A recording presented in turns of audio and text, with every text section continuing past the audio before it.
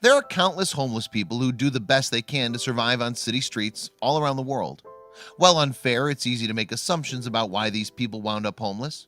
Poor financial decisions, drug habits, or just all around bad luck. However, sometimes even our most basic assumptions can turn out to be totally wrong. One police officer often crossed paths with homeless folks while on duty, yet there was one man who caught his eye.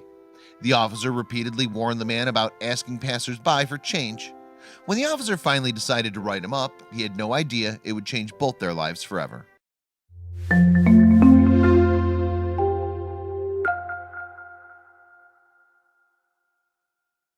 67-year-old Mick Myers hadn't had an easy life. Adopted as an infant in San Leandro, California, he was never fully accepted by the family that took him in.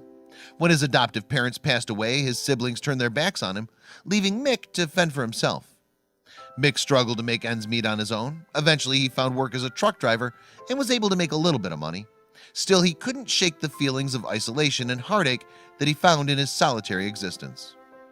Although Mick worked hard, he eventually lost his job driving. Unable to find employment elsewhere, Mick soon found himself living on the streets and panhandling and playing music in order to survive. This went on for 30 years. Deputy Sheriff Jacob Swalwell knew Mick well. For years, he would approach Mick on the street and tell him that he couldn't ask for change from passersby.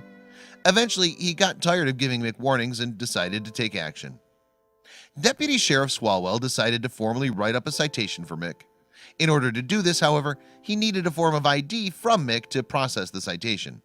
Mick answered him honestly. He didn't have any form of identification.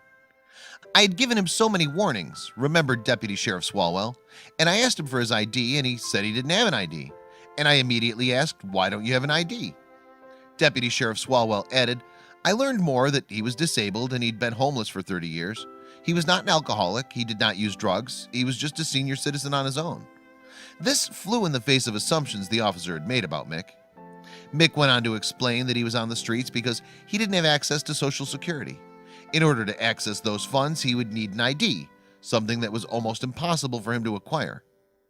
Well, you've got somebody to help you now, Deputy Sheriff Swalwell said. He told Mick that he'd help him get the proper identification. This, he hoped, would be the first step in getting Mick off the streets. The road to getting that ID wouldn't be easy. In fact, even with the officer by his side, it proved to be a tremendous struggle. That was because the DMV had long since erased any record of Mick from their system. And in order to get him back in, it needed documents that Mick obviously didn't have. The DMV told Mick that he would need to show his birth certificate and 2 forms of identification that confirmed his residency in the state of California. Even Deputy Sheriff Swalwell was stymied. How does a homeless person come up with multiple forms of identification? So Deputy Sheriff Swalwell enlisted the help of his own pastor to get Mick the residency forms he needed. He also personally tried to track down Mick's birth certificate. When he finally unearthed it, Mick didn't just get an ID, he found his birth name, Gordon Michael Oakley. But that wasn't the end of Mick's story. In fact, things would only get even more unbelievable. After a news channel featured Mick's story, an investigator named Mark Askins perked up his ears. Mark worked for a company called Miracle Messages, which reunites the homeless with any living relatives they may have but not know about. Mark quickly went to work, and before long, he made an amazing discovery. Mark discovered that Mick's birth mother was named Marie Pauline Oakley. Marie married when she was still a teenager, and she moved to Tennessee with her husband. When things didn't work out, she moved back home to California. At that time, she was pregnant and already the mother to a toddler. Mark managed to track down Marie and found out that she went by the name of Polly. She was overjoyed to receive word about the son she gave up. I often assume what might have happened to him, she said, but at the same time, I just assumed he had a good family because that's what I had been told. Polly revealed that, as a baby, Mick needed expensive surgery that she couldn't afford. At the suggestion of her mother, she gave him up. She assumed that Mick would get the care he needed and be placed with a family who could provide him with the opportunities that she simply could not. 2 weeks after Mark found her, Polly met Mick for the first time since he was a baby. Mick didn't even make it through the door before Polly swept him up in her arms, eager to reconnect with the child she hadn't seen in decades.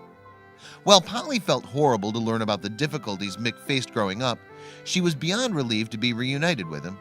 Mick was so ecstatic, he went from being despised and shunned by his adoptive family to loved by his birth family.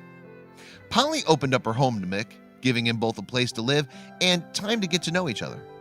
Every day they were thankful for the hard work of Deputy Sheriff Swalwell, who brought them back together and saved Mick's life in the process. There are so many stories like this one that don't have happy endings. It's just exceptional that this police officer was able to make such a tremendous difference in Mick's life. Doubtlessly, he'll be forever grateful to Deputy Sheriff Swalwell. Check out these other videos from Let Me Know. If you haven't made the move to subscribe to our channel, all you need to do is click on that red subscribe button. Thank you for watching.